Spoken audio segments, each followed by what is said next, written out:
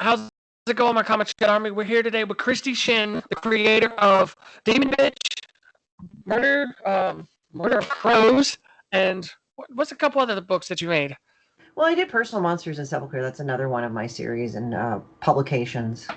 I've done a lot of stuff like Plant Mind for Planned Parenthood. I did an anthology for that. We all got a Ringo Award, so that was cool, like in 2018. And that was really fun. And just right now, I just do Demon Bitch on a weekly basis, and I put that up there. I'm actually working on other projects right now. I am actually working on a tarot deck. Eventually, I'm going to make a Kickstarter out of that. Since, this year's been so wonky, I thought, I'll have time to kind of sit down and create a tarot deck. Actually, ironically, Demon Bitch kind of has one. I only say kind of because I did make some fortune-telling cards, but they're not really a tarot deck. It's like shitty tarot, but really, it's a Lenormand style deck. Ooh, right there. Put it in my body, right here. Magic. Ooh. Anyway, Nice. magic right there. So yeah, like if you can go take a look at my store, they have them, and I sometimes sign stuff if you order directly from me. Okay, what's the name of your store so people can pick up your stuff? Well, it's HorrorTouristStudios.com. That's the main website. That'll have the links all to the webtoon, all to everything, blah blah blah. But if you click on store, it'll take you to a Square site, and that way you can make the purchases easy. I've actually found Square to be really good in that, and because they give you a free website for that. All right. And is Demon Bitch, is it physical or is it an online book? It's actually both. It's an online. You can buy an online copy. You can also buy the physical copy. I'll sign the physical copy. There's no way I can totally sign the digital copy, but you can also look at it digitally through Webtoon if you subscribe to it, and you make sure you like it. That way, more and more people can see it. All right. And what's the story about? Give us the How I came pitch. about. How did I come about, or just about the Yeah, character? Okay. both. Well, the story about Demon Bitch. She's a low-level demon from the 13th pit of hell, where people throw their dog shit in gum wrappers, and she wants to bring the second coming of Armageddon to, the world, but nobody gave her the memo, and she's really quite stupid. So she gets distracted by hard drugs and promiscuous sex. So she's just an idiot, and I kind of like to think that how I got inspired. It's sort of like I used to be a fan of Life in Hell, by Matt Groening. He does The Simpsons. And with him, he actually did Life in Hell after he moved to LA. So I'm only assuming that he ran into certain types of people in LA when all this was going on. So with me, I think I kind of had a similar experience because some people say, "How do you know people like this?" I said, "LA, man. Like, I don't like to trash LA. I love it. I live it. I live here. I met a lot of great people here, both professionally and personally, and both. The thing is that there is that crust that you have to break through that is stereotypically LA. But usually they're just like a lot of them are wannabe people pretty much because really if honestly they were doing something worthwhile with their time, they wouldn't be that type of person. So it was just after dealing with people like that and you don't want to be convicted with murder. That's generally not a good thing. So you just go ahead and start drawing all your anger onto a page. And it's actually worked very well. So it's kind of funny. It's like I have this weird thing of channeling anger and making it this wickedly horrible thing, but it's very positive to people because from what I've been told, it's like I say the things that people are afraid of to say. But I have this attitude. I don't really give a shit. So there you go. All right. This kind of reminds me of Florida Man. You ever heard of Florida Man here in Florida? Florida Man, that was funny. Yeah, that's kind of like Florida too. So how long have you been making comics? I've been making comics since the past 5 or 6 years, I think, off the top of my head. I did do a couple of them, but it just didn't gel right. And then now, since I'm doing them all the time, I just draw it out, and it's like actually really good. Like a lot of people really like Demon Bitch. They really like the humor that I draw. Like sometimes, like I just look at it and I say, I'm not really sure if I should have done that, and I'm like, I guess I should have, because sometimes I'll draw. I'm like, one of my favorite heroes is Johnny Ryan, and Johnny Ryan. I think he was known for his Nickelodeon show, Goat, Duck, Banana, Pig, Cricket. He worked with a couple of other guys. But he is not really a PG, let's say, natural in his comics. He draws with that shit piss and everything else. It's just comics are really screwed up, but I love his work. And he had that quote, like he told himself that, like even he, like there's times he's drawn stuff, is like, oh God. And then he says, I don't know if I should publish this. And then he says, turns out I should have. So it's like when you're kind of like, ooh, I don't know, maybe that's what you should do. At least I speak from personal experience. If, that happens to you, I'm not responsible for your life. All right. Do you go to in a perfect world, was you go into Comic Cons? Yeah, I do. I do as many as I can. Sometimes they're very busy and sometimes they can take a lot out of you. Um, but I actually live for it. I really like it. You just go and talk to people, you get new fans. What's nice about that is that, when you talk to people, it's like you get to interact with people in a way that's very, very nice. And I know people have their horror stories of cons and all that, but in reality, like, it's not really a bad existence. Like, if you can get somebody that you can talk to like you and your book, that works.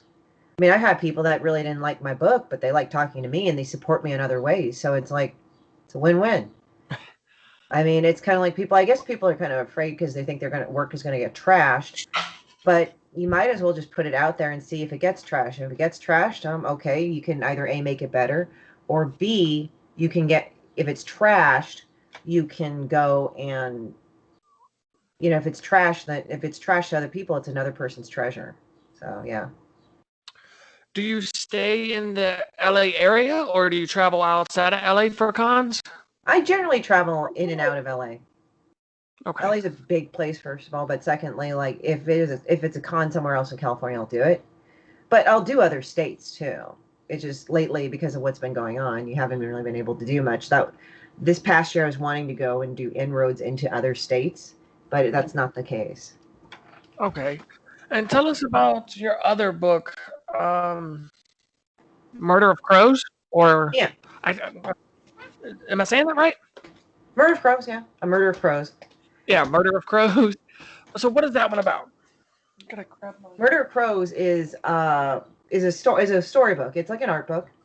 And the art book is about crows in general. Like I just got fixated on drawing crows a lot, so that's what happened. Oh. So I just would draw these really dark imageries of crows, and it was just an obsession for me, which was really odd. Do you kickstart all of your books? I do. Actually, I've kickstarted. I didn't kickstart the first one of Hellfire and Damnation, but I did kickstart She Sucks and Alcoholics and Anonymous of Demon Bitch. And I've also done, Kickstarter reviews on, I got Kickstarter reviews. I'm sorry. I am coming down with a little something. But, I used it to go and kickstart the tarot deck. I have a few of the books. I've actually in the middle of cleaning up my office, but there's Alcoholics and Anonymous. I've done enamel pins on the Kickstarter for Demon Bitch. And I did one called Sick, which was like of Cove Thick 19 and the Plague Doctor, and that pin glowed, while the other one was glitter. Nice. And do you still have any of this on your web store? Yeah, it's all on my website. Yeah. It's still available. Even if you didn't back the Kickstarter, you still can get the items. Okay. Let's see. I guess, what do's and don'ts would you tell people not to do when they're trying to run a Kickstarter? Okay, what turns me off on anybody with a Kickstarter is they just say, hey, and they do this 5-page long note, and they say, this is my Kickstarter, blah, blah, blah, whatever, whatever, whatever, and then here's a link. And it's like, I didn't even talk to you. Like, who are you, And you're not trying to be a jerk, but you only have so much energy and resources to give to people in the world. And the thing is that I want to support my friends and make new contacts and friends. It's not that I'm just going, oh, you just support me. But the thing is that, we want to pick and choose our company carefully. And I'm not saying these people are horrible people, but how you start relationships of any kind is you try to interact with a person. I don't mean that you need to be their friend, but it's like, have a normal human conversation with them. Like, oh, hi, how's it going? Just saw you running Kickstarter, just this. Like, you make it organic. I really friggin' hate writing a long note. And if I do, I try to make it funny and informative. Like, if I have to repeat myself, and if it's making me bored what I'm writing over and over again, you're going to tell that I don't care anymore. It's like I'm getting bored. I'm getting tedious. You can read it and they won't do it. So like for me in Kickstarters, it's just like if I talk to someone like, "Hey, how's it going?" I'll have a brief conversation. Like you don't drag it out like any more than you have to or at all. You just because people are in the mixture of you need to go and establish some sort of cool connection with me, but hurry up, Hmm. or and I know people get kind of weirded out by that, but in all honesty, it's like it's much more easier said than done. And I think people, I know Kickstarters are busy, but just do a little bit at a time throughout the day if you can on it. Like, okay, share your post, wait a while you're waiting, maybe look around, and if there's somebody you can talk to about the Kickstarter, then you can. Okay. Um, have you teamed up with anybody to do a book together, Oh, or? actually, I did. Tony Tilton, he did the most recent recipes. So it's like Water for Chocolate, except it sucks because like Water for Chocolate is a good book. This one wasn't. And he actually the Kickstarter prior for She Sucks, he was so inspired he just did all these cocktails. And he's an amateur mixologist, but he did them and they were bad, but it wasn't lazy like he went and got Captain Morgan and a bunch of other booze and made it just taste nasty. He actually had like a plan and all that. Like the Demon Bitch cocktail is supposed to smell pungent and look like a cup of semen, And he did the thing. Yeah, it was great what he did. And the thing is that I said, okay, well, we'll do a comic book. Like we'll do a comic book / recipe. So we just filled it up with stupid things, and he really liked it. And my friend Lawrence, of Real Deal Comics, he actually contributes fan art to it too. I've had a couple of artists like consistently give fan art. So there's Zorlita. She's big in the MLP, and she's also a licensed artist for Marvel. And she gave me a couple of bits of fan art. Like there's people that are just cool. Like when I ask them, "Hey, you want to do some fan art for Demon Bitch?" and they're totally fine. They just say, "Are you doing another one? Can I go give you artwork for it? Can I give you artwork? Can I give you?" I'm like, okay, I mean, it startles me because you make it, and when you make something, you're used to a certain level of success. So this is kind of pushing, like, oh wow, this level of success is kind of getting bigger, which is real nice. And it's just you're really touched too because these are other artists that are very talented. They're worth their time and money, and then they just want to go and put some fan art in the book because they love it that much. Also, Rich Perot is another friend of mine. He's given frickin' fan art for the thing too. Hmm, nice. Um, is there any special order to read your books, or are they just one shots? For my books, okay, so Demon Bitch is an ongoing series, but really it doesn't matter which part in the series you're in. I preferably like to let you get all the books, but if not, I would say Personal Monsters is sort of a precursor. So Demon Bitch is kind of like that type of thing where she's in the Personal Monsters universe because she's an asshole and they're assholes too. But at the same time, but that could be kind of a precursor book because I did it earlier. But all the other books are kind of like Sepulchre. I'm still working on the other volumes of that. Um, but some of them are just one shots, like one book. And that's the story. And Murder of Crows is an art book. All right. Um, let's see. Do you write, draw, and you do everything yourself, right? Yeah, write, draw, letter, everything, color. Nice.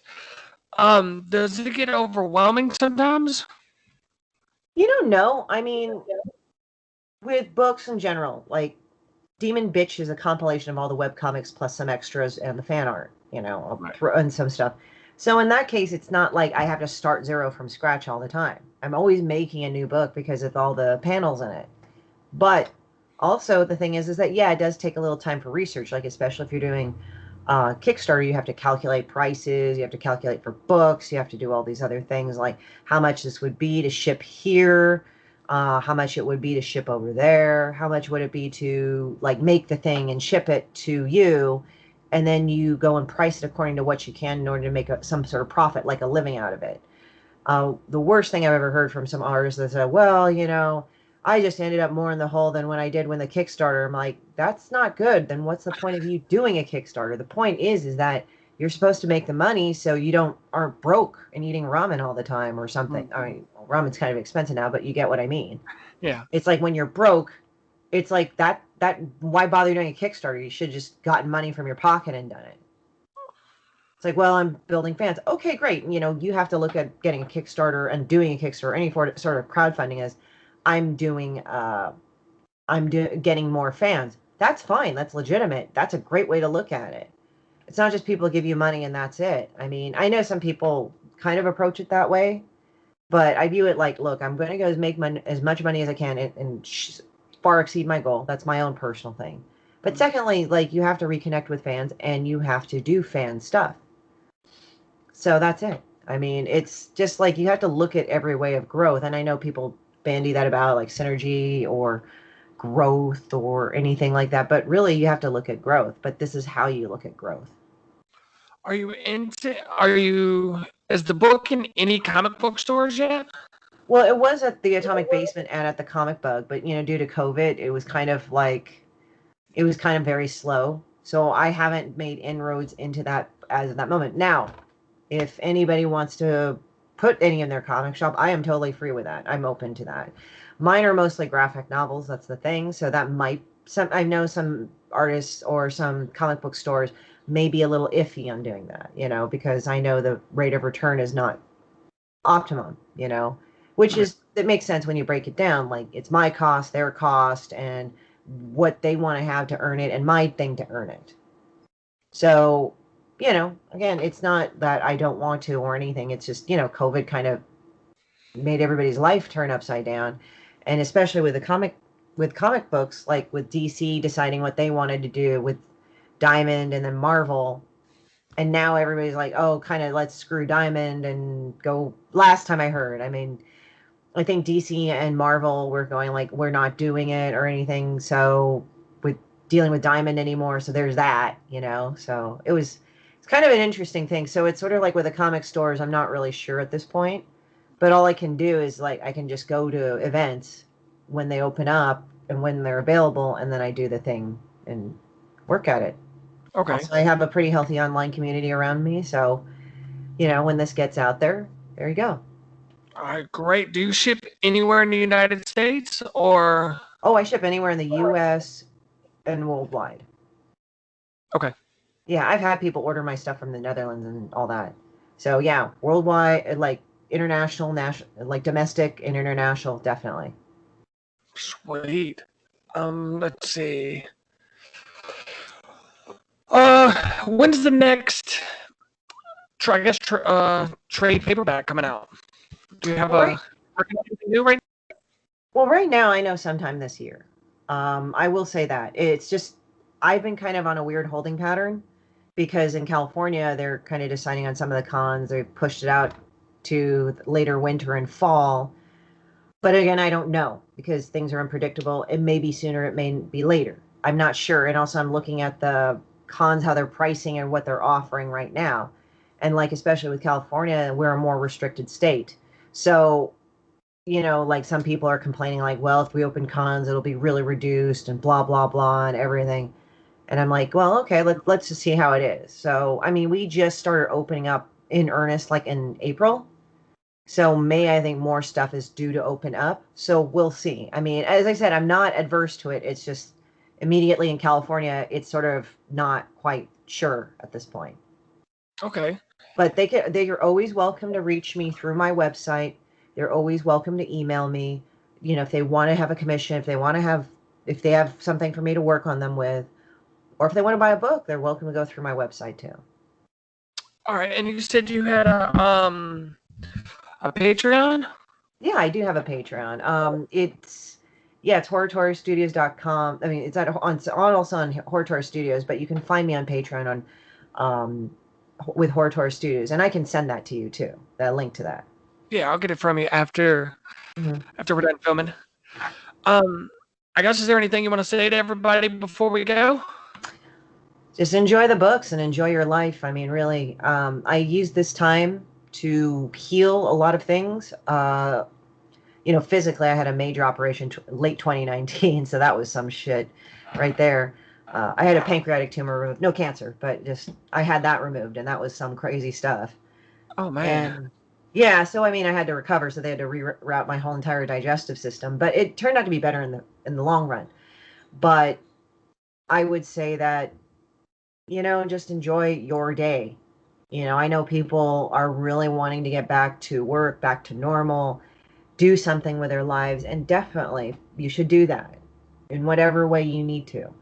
But enjoy your day as much as you can. It's weird saying that, but you actually find very healthy little epiphanies throughout that time. Okay. Well, thank you for taking the time to come talk with us. Thank you for having me.